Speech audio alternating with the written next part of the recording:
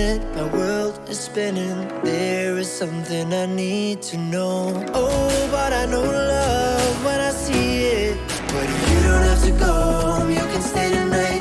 We can keep on vibing till the morning light.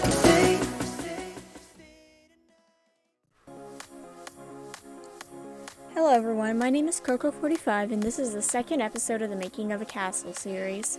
Now today we're working on some of the detailing of the walls of our castle. Now if you haven't been here before, I'd recommend going back and taking a look at the first video of this series. That way you're caught up and you kind of have an idea of where we are now. Now the first thing I'm going to talk about today is picking a texture for your details. And a lot of people worry more about the color of their details, but realistically, the texture is much more important. You can make just about any color work. It's the texture that's important, and it's also less flexible. You can make any color work together, but if you have the wrong texture, it will always stand out and it will always clash no matter how you color it, how you integrate it. Now, for detailing, you can go about any direction with the texture. A lot of what building is just experimenting with different combinations. But, of course, you don't want to experiment, you want to build. So I'll be telling you the 3 basic rules around texturing. Rule number 1 is that if you detail with the same texture as the main structure, the color has to be different. This is because adding that different color will make it obvious that the detail is not a part of the main build but a smaller side piece. This makes your build easier to understand. It's similar to coloring inside the lines of a coloring book. When you color outside the lines, it might be evident what the picture was, but it doesn't make sense, it doesn't look as nice. However, when you color inside the lines, it makes so much more sense, it looks more finished and better done. Now, on to rule 2, and this just says that your build should always feature both types of textures. And there's 2. There's the border textures and smooth or connected textures.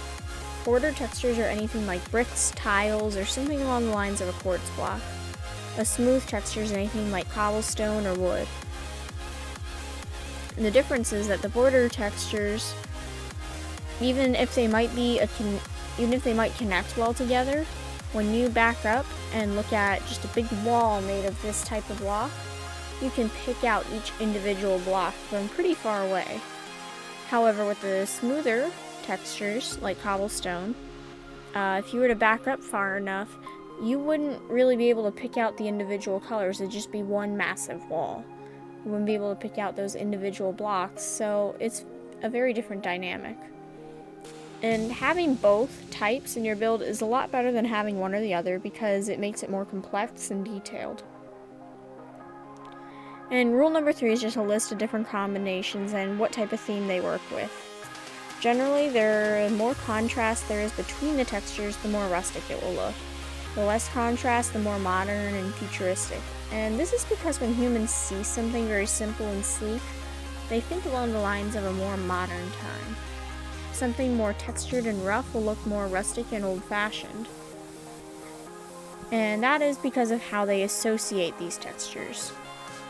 Now, as of right now, I'm dealing with lots of different textures, and it looks more modern simply because there isn't a lot of detail. If I were to add more detailing to my castle, it would result in a much more medieval looking build.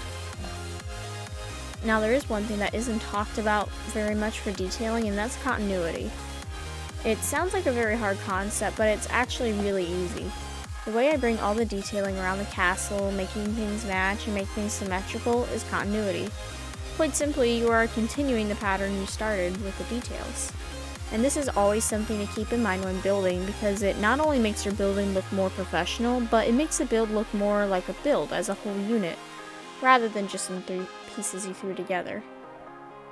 Now that's all for today. I hope you enjoyed the video. Feel free to leave any questions you have below and I will be answering.